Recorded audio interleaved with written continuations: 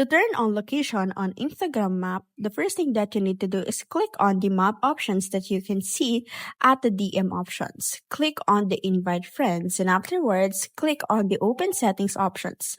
This will lead you to the section of the settings of your mobile phone and then click on location and then select always so that you can go ahead and turn it on.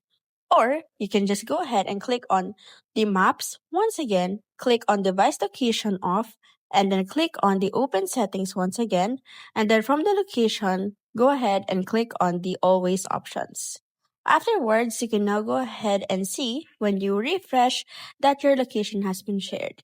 Now you can go ahead and edit would you like to share your location with, and afterwards your location will automatically turn on and your friends from Instagram will now see it. As you can see under your profile, your location has been already showed. This is fast, easy, and the most convenient way on how are you going to share your location.